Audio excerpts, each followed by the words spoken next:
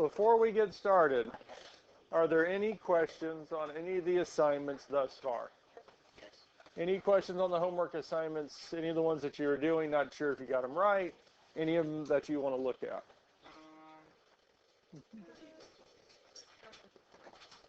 From yesterday or 731, 732?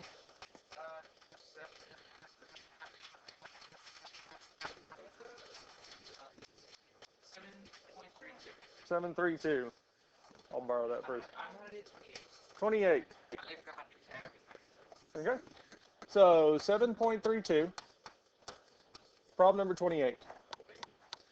2xyz over x cubed z cubed divided by 6y to the fourth over 2x squared z squared.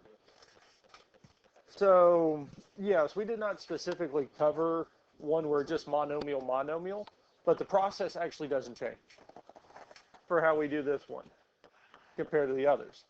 Because when we divide two rational expressions, we keep the first one the same. So it's going to stay 2xyz over x cubed z cubed. We change it from division to multiplication and flip the second. So 2x squared z squared goes on top. 6y to the fourth goes on bottom. So we keep, change, flip. And now we just need to factor and simplify. Well, since the tops and bottoms of all these fractions are monomials, there's no addition, no subtraction.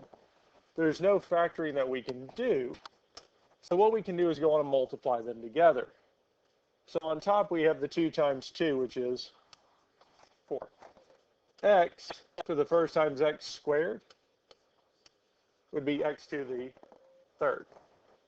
Y, well, there is no y in the other numerator, so it'll just be y. And lastly, z times z squared would be z to the third. On bottom, we'll look at our numbers. Well, the only number on bottom is 6, so it just moves to the front.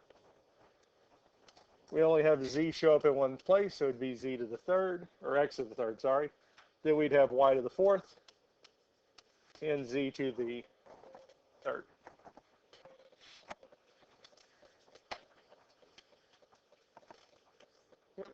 Now at this point here, we can simplify on top and bottom. Now our 4 over 6, there is a common factor of 2 that we can take out of the top and bottom. So 4 would become 2, and 6 would become 3. Or we can ask the calculator what 4/6 is, and it'll tell us that it is indeed 2/3. So that's been taken care of. Our next one, we have x to the third over x to the third. We have 3 on top, 3 on bottom. 3 minus 3 is 0. So those will actually cancel out completely.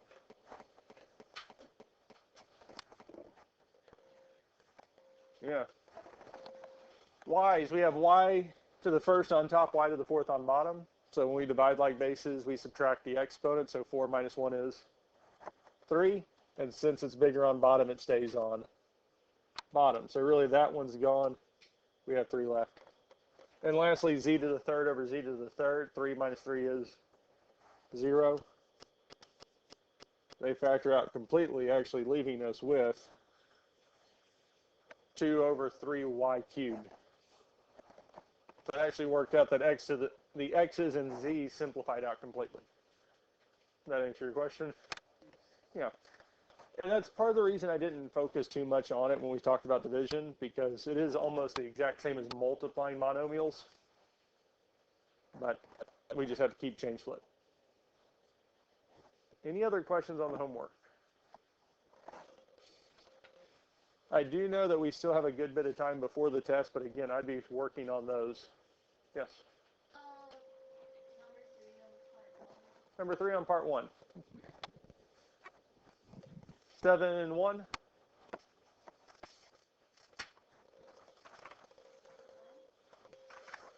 731 or 71?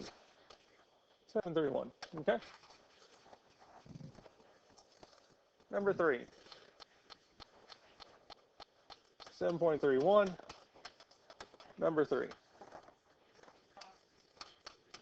2x squared over 3x squared minus 4x.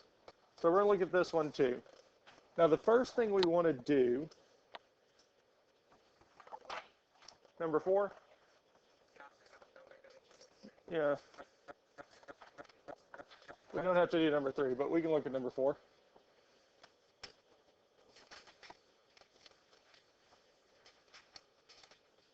So number 4, 7x cubed minus x squared over 2x cubed. Now, as tempting as it is to go x cubed, they cancel out. We cannot do that. We can't just cross the x cubes out. Because again, on top, the 7x cubed and x squared are being subtracted. They're stuck together. We have to consider them one term. Addition and subtraction hold those terms together. But as we look at the two terms on top, x to the third and x squared, there is a greatest common factor of x squared between those two terms. Now with the 7x cubed, the 7 will still be there.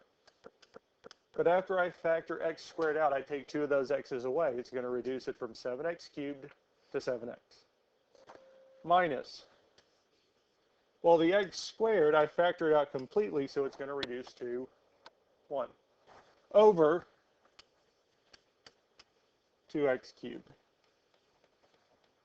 Because when we started out, we had two terms being subtracted. Now, factoring that out, I have x squared times 7x minus 1. Now we have that product. Because with that product, we can really say that this is x squared on top of one fraction and 7x minus 1 on top of the other. Now 2x cubed, well, we can move the x cubed over here and 2 over here. X squared over x cubed, will that simplify completely? Well, no, because we have 2 on top and 3 on bottom. But 2 of the ones on top will simplify with 2 of the ones on bottom, yes? Which tells me I have how many left on bottom? 1. So we do still have the 2, but we only have 1x instead of 3, because 2 of the ones on top simplified with 3 of the ones on bottom. Or really 2 on top simplified with 2 on bottom, leaving us with 1 left. Telling us that it's 7x minus 1 over 2x. Now, did we have to do this middle step? No. Because really what we could have said is these cancel out with 2 of these, telling us that the denominator is 2x. What we have left on top is 7x minus 1.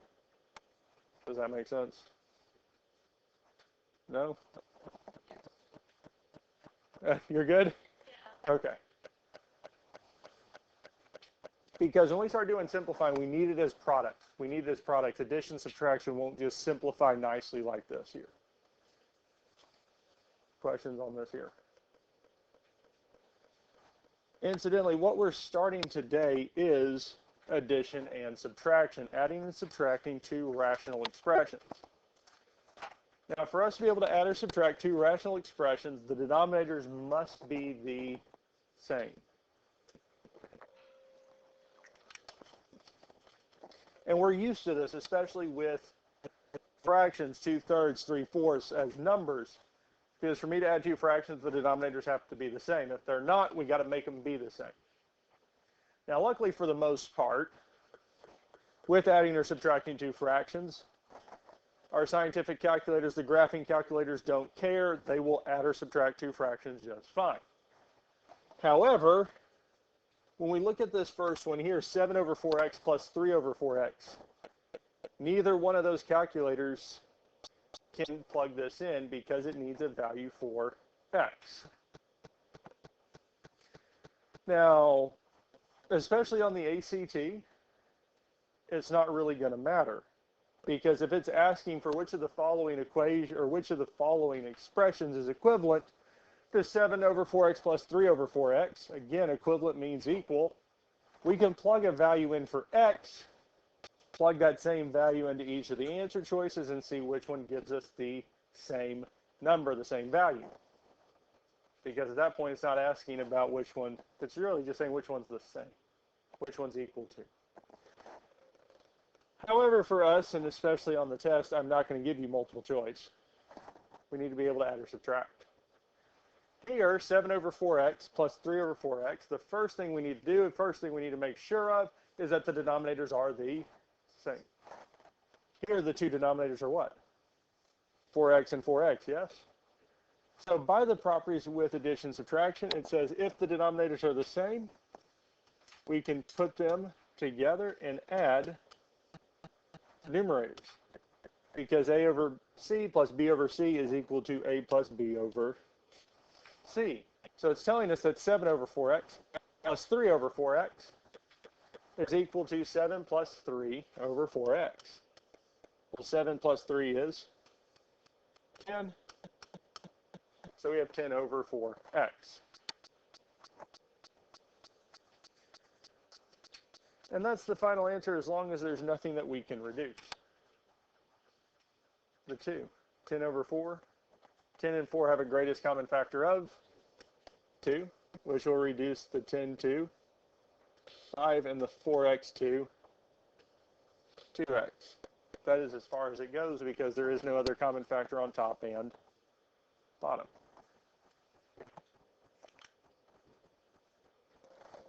Now again, the big reason that we can reduce is because the 10 we're really just saying is what? 2 times 5. The 4x on bottom, 4 times x is just 2 times 2x. We can rewrite it as product. They're not being added or subtracted, so there's nothing that we can actually simplify this. There's things we can do with it. Questions on top for A. We already looked at B. So if we look at problem number B, we have 2x over x plus 6 minus 5 over x plus 6. Are the denominators the same? Yeah. Because both denominators are x plus 6, yes? Now we can put parentheses around the numerators, especially since we're talking about subtraction, but they're not quite necessary. Because 2x is fine, there's no sign in front of it. The 5 is fine because we only have a term. We don't have to distribute it through. If the second one had been, say, 5x plus 5, that negative would have to go to the x and the 5. But since it's only one term, when we drop our parentheses, simplify the parentheses on top, we still get 2x minus 5 over x plus 6.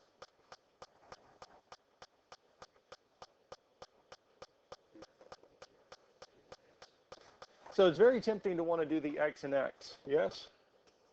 Simplify these two here. But the big reason we can't is because of the minus. 2x minus 5. Since we have addition subtraction between the two signs, they're stuck together. So the big way we would actually be able to simplify, same as x plus 6, is if we could factor something out of the top and bottom, that's the same that will reduce. So we just need to make sure nothing factors. On 2x minus 5, is there something in common with the 2 and 5? How about the variables? What's the degree? 1. So just 2x minus 5. 2 and 5 don't have a common factor. 5 doesn't have an x. So looking at the top, there is no greatest common factor. The degree is 1. That's as simplified as it gets. On bottom, the x plus 6, no greatest common factor. Degree is 1. This is as simplified as it gets. So it feels like there should be some reducing we could do. But this is actually as far as it goes. There's nothing we can reduce. There's nothing we can change. This is it. Questions on these first two?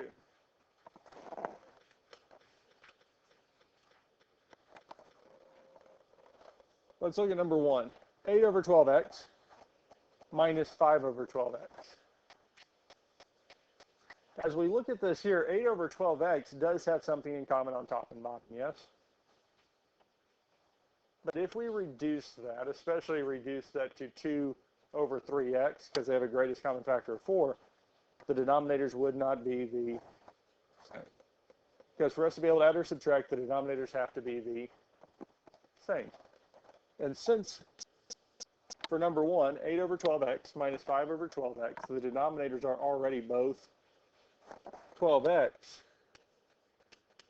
we can subtract the numerators. We're going to be subtracting 8 and 5. Realistically, we will think of them as having parentheses, but do we need them for this one? No, because each one is a single term. We have one term, so that when we distribute that negative through, 8 is still going to be positive, but the 5 is negative. So really what we're looking at is 8 minus 5, which is 3, and it would be positive. So we have 3 over 12x. Do we have any addition or subtraction on top? No, we just have a single term. On bottom, the 12x, do we have any addition or subtraction? That addition or subtraction is what really locks it together and makes simplifying a little bit harder. Since we have a product on bottom, I can look at 12 or 3 over 12. There is a common factor of what? 3, yes? So we can divide out of the top and bottom.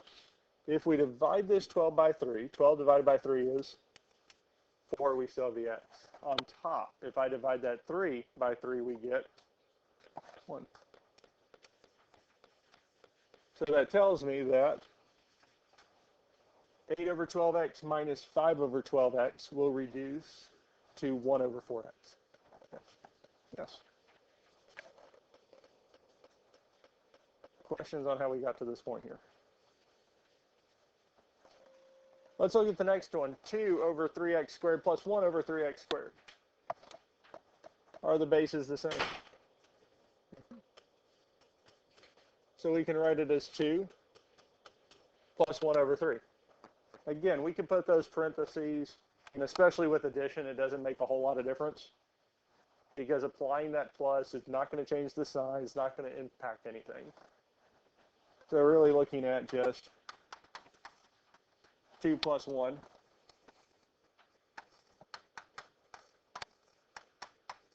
over 3x squared. Well, 2 plus 1 is 3 over 3x squared. On top, we don't have any addition or subtraction because we only have one term. Do we have addition or subtraction on bottom? No. Since there's no addition or subtraction, we can really look at the 3 over 3. 3 divided by 3 is 1. Now be careful, because it will be tempting to write this as just x squared, because it would be 1 on top. The 3 on bottom would also become 1. But where is the x squared? Is it on top or bottom? Bottom, so it's going to stay on bottom. Especially if the numbers simplify out completely, leave the variables where they're at. Since they're on bottom, they're going to stay on bottom. If they were on top, they would have stayed on top. Questions with this here?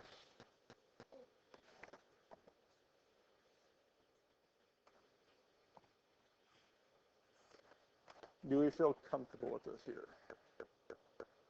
Because if we look at, why don't we go on and look at both of these here, 4 over x minus 2 minus x over x minus 2.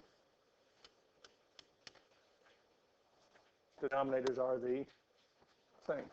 On top, we can put the parentheses and say 4x minus x.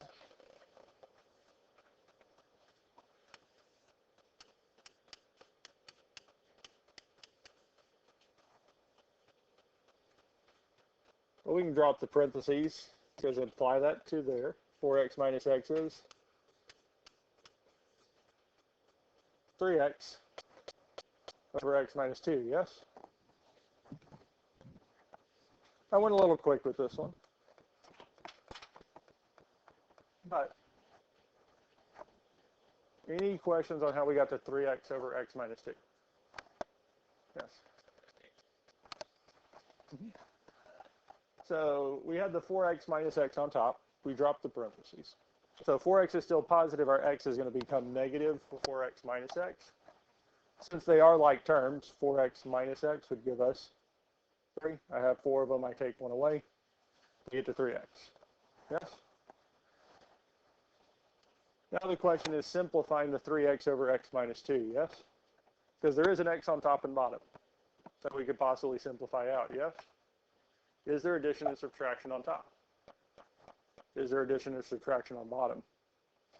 Yes. Because of that subtraction on bottom, it's telling me that x and 2 are a term, a single term. So we can't just cross those out. Now if, extend the page. So really what we're looking at on the bottom is that x minus 2. If there was a greatest common factor of x between those two, that we could factor out to the front and have it as x times x minus 2, then that x, greatest common factor, would simplify out with that x there. But since there is no greatest common factor of x, there's nothing we can do there. This is actually as simplified as that gets.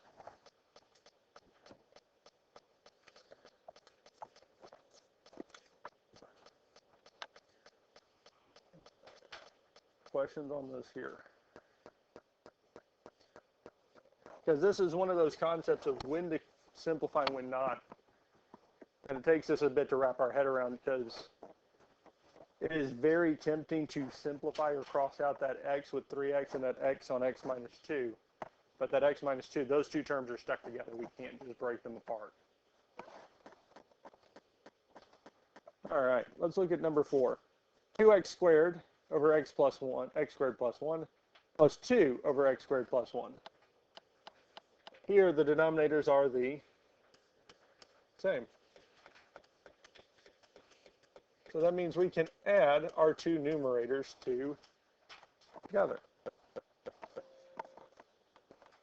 And really what that's telling us is what? We have 2x squared plus 2 on top over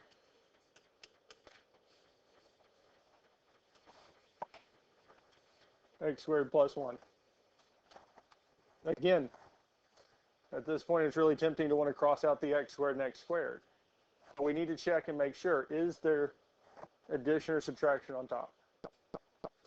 Well, yes, we have 2x squared plus 2. Do we have addition or subtraction on bottom? Yes, we have x squared plus 1. So we really need to think of those terms as being stuck together on top and bottom. Now before we call it done, let's just make sure and look at the top and bottom. Because like on the last one, 3x, nothing we can do. On bottom, x minus 2, there's no greatest common factor between them. If I look at the top of this here, 2x squared and 2, is there a greatest common factor between those two terms? 2, yes? So we need to factor it out. So if I factor the 2 out of 2x squared, we have x squared. Not factoring out a negative, so it's not going to mess with the sign. But if I factor 2 out of 2, we get 1. Now, there are going to be some problems where we do have greatest common factor on top and bottom, something that can reduce, something that can simplify on top, specifically just the top or specifically just the bottom. It might not have any impact on the overall result, but we still need to factor or simplify the top and bottom as far as possible, just to make sure we don't have common terms. Because looking at it now, we have 2 times x squared plus 1. We actually now have 2 terms. We have the 2 and the x squared plus 1. On bottom, we still just have x squared plus 1. Yes, there's still addition or subtraction. But we now have what in common on top and bottom? The x squared plus 1. And because the 2 and x squared plus 1 are being multiplied on top, single on bottom, we can actually say that these simplify out to 1, leaving us with just 2 over 1 or 2. These simplify because we have a product of 2 and that term on top and that full term on bottom. Because if on top, for whatever reason, don't rewrite it, if it had been, say, 2 plus x squared plus 1, 2 plus that term, we can't just cross it out. because 2 and that whole term x squared plus 1 are now stuck together because of the addition. The reason we can simplify and the reason that we can cross this out here is because that 2 and the term, that whole term x squared plus 1 are being multiplied together. Multiplication makes simplifying nice. Addition, subtraction means we've got to do more work to get it factored into a product form, a multiplication form, to be able to simplify. Questions on this here? Questions on any of this so far? All right. Now, will every single set of fractions have the same denominator? Well, no. So for the ones that don't, we've got to get the denominators to be the same. And the best way to do that is finding the least common denominator, the least common multiple for our denominators. The first number that both of the denominators will be the same. Because once we find that, we can actually add or subtract and then simplify where needed. So the first thing I want to do is we want to do a few with numbers. Go back over this so that we know what we're looking for. We know what we're finding when finding the least common denominator. Let's get on the right page. On the right page. 8, 14, and 16. Now, common multiples, hopefully we all talked about it. Y'all remember what a common multiple is. Common multiple is just any of our multiples. So 2's, 2, 4, 8, 16, 32, 64. Any of those, or that's actually going up faster. 2, 4, 6, 8, 10, 12, 14. These are multiples of 2. That's all the multiple is. It's just 2 times a certain number. It's just all the 2's are multiples of 2. If we looked at 8, 16, 24, 32, 40, 48, 56, 64, 72, 80, 88, 96, that would be 104, 112, 120. These are just multiples of 8. That's all the multiple is. It's just all the factors, so 8, 16. These are just multiples. And I can find them by just adding 8 again and again and again and again. These are all the multiples. And when we talk about the least common multiple, so we look at 8, 14, and 16, we're essentially looking at the exact same thing. So I can go on and put 14 up here. We have 14, 28, 42, 56, 70, 84, 98, 112, 126, 140, 154, 168, 182, as long as I'm still doing that right. These are multiples of 14. And if we're looking at the least common multiple of 8 and 14, we're looking for the first number that we can turn both 8 and 14 into.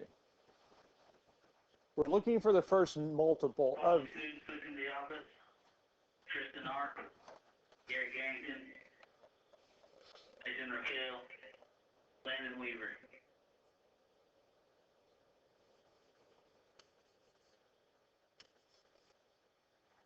We're looking for the first number I can turn both 8 and 14 into. That is the least common multiple. It's not the only one, because if we keep going out, 86, 96, 114, 112 is another multiple. There's lots of them. And if I kept going out past 182 and 128, we would find other multiples that are in common with 14 and 8. Okay? We kind of get how that works there, yes? Now the question is why least common multiple matters at all. Because when I add two fractions together, and we've added them together so far, if there's something in common, on top and bottom, it has to be reduced out. We have to remove it out. We have to simplify it down, yes? which up to this point, we've mainly dealt with numbers. When you talked about this in middle school, you talked about in Algebra 1, we were talking about fractions, so 7/8, 9/14. We're talking about numbers, which, for the most part, the scientific calculator will do for us. But now that we're getting variables involved, it's going to be a little bit more challenging and can be a little bit more strenuous to see what the common factors are. Because luckily with numbers, if I add an extra factor of 2, it's easy to see what that is. We can see the extra factor of 2, we simplify it out later. But when we start talking about these algebraic expressions, x plus 2, x plus 4, as we add them in, it's going to make that degree bigger. So instead of having to factor a quadratic, we add an extra factor in. Now our biggest term is x cubed. We add 2 in, now it's a quartic. We keep making the degree bigger, which means when it comes to factoring, especially solving, we're adding more solutions in. And incidentally, those solutions we add in are going to be extraneous. They're not going to work anyways. So finding, especially with expressions, we'll do those here in a bit, finding that least common multiple is going to be very helpful because any ones or terms that we add in above it are going to have to be factored back out, are going to come back out. Does that make sense? Now, so far with 8 and 14, we found 2, 56 and 112. Those are common multiples, yes? So if we're talking purely about 8 and 14, the least common multiple would be 56. That's the first number that they share in common. However, we also have 16. So we can go 16, 32, 48, and that's going to be 64. So it jumps clear over 56. Then we would have 80, 96, and then 112. So the least common multiple of these three numbers is, of 8, 14, and 16, is 112.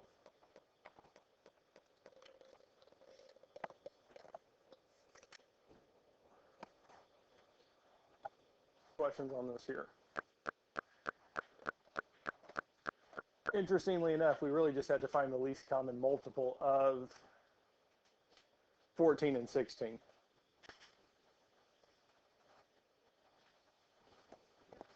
Yes. And part of the reason I say that is looking at 8 and 16. What's the least common multiple of 8 and 16? What's the first number I can turn 8 and 16 into? Well, 32, yes. Is 16 itself. So at least common multiple of 8 and 16 is 16. Since those match up, we can do the other two.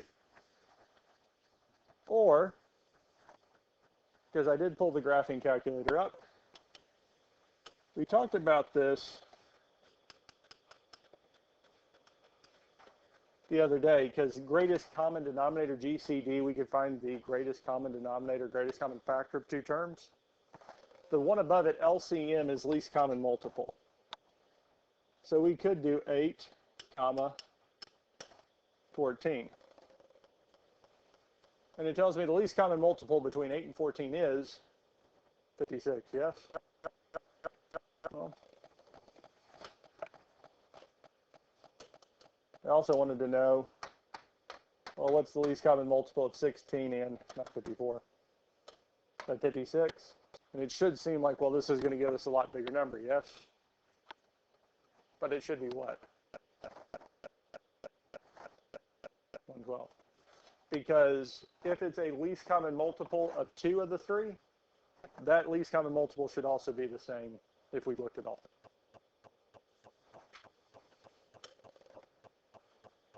Question? Yes? No. So on the calculator, we go math, over 1 to numbers, and scroll down to LCM. So math over 1 LCM is 8, and then we can plug the numbers in.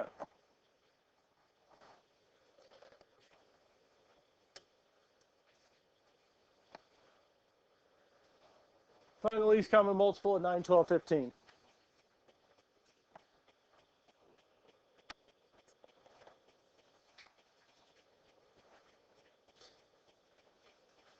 Now we could grab the calculator and say, what's the least common multiple of 9 and 12? That'll tell us it's 36. Then we can ask it to find the least common multiple of 36 and 15, and it'll tell us it is 108 or 180. So the least common multiple between these is 180. Okay?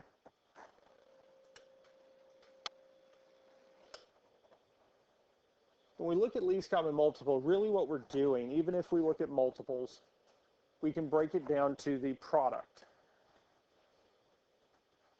And the least common multiple is going to contain the most factors, whichever one has the most of a factor, we want it to get it that least common multiple. And what that means and what we're talking about is factored form of the terms or expressions. So 9. What is 9? It is 3 times 3, yes? Can we get it any simpler than that? No, so how many factors of 3 does 9 have? 2. So the least common multiple, with factors of 3, it should have at least 2 so far. Let's look at 12. 12 is what? 2. 2 times 6. 2 can't go any further because 2 is prime, yes? What about 6? 2 and 3. So how many 2's do we have as factors of 12? 2. How many factors of 3 do we have? 1. Okay.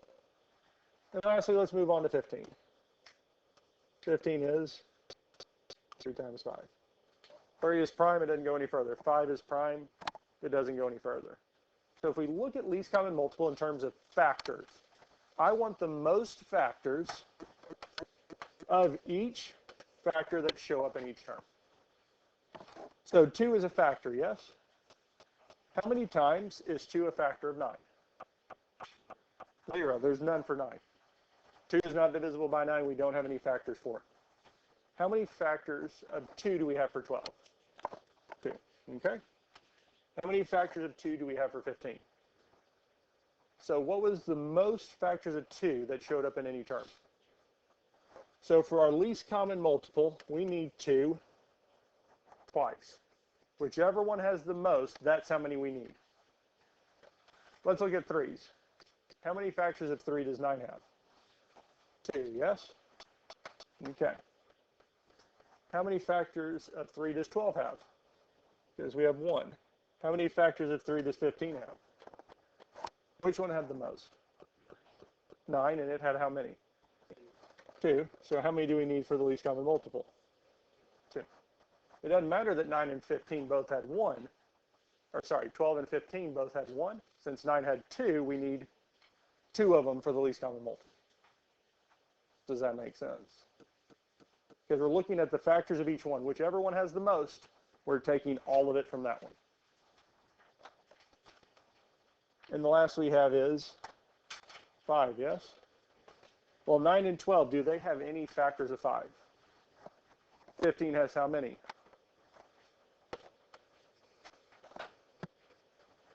So what we're saying is the least common multiple of 9, 12, and 15, its factored form should be 2 times 2 times 3 times 3 times 5.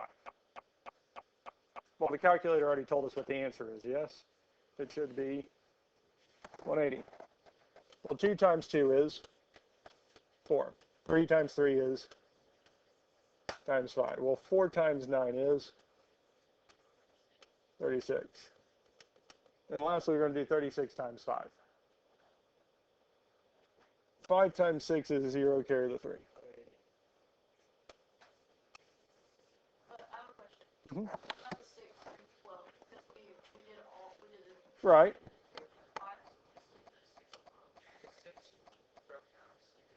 No, that's not a stupid question. Because, again, we're focused on, especially that there, like 6 is a part of it. 6 is a part of the factors of 12. And it actually is still contained in the least common multiple. Let me get a highlighter. Because 2 times 3 is 6. So it's still a part of it, but because we can factor it further, it is still there. We're just looking at it not so much in the 6 itself, but as this 2 times 3. Because I want to take whichever one has the most factors of each of the factors to get that term. Because any that we have repeated, especially this is going to be considered an extra 3, that's an extra 3, it would get us to the next common multiple. It would not get us to the next least common multiple. Because any extra factors we add to the common multiple are going to be pulled back out. Would have to be simplified back out and have to be reduced, which for numbers, again, is perfectly fine. And the reason I say that is this calculator will pull common numbers out all day long. But when we start talking about these expressions, the calculator won't just simply pull out an extra factor of x plus 4, x minus 2. We're going to have to do that. So the closer we can get to this least common multiple means the less work we have to do in the long run. Does that make sense? Mm-hmm.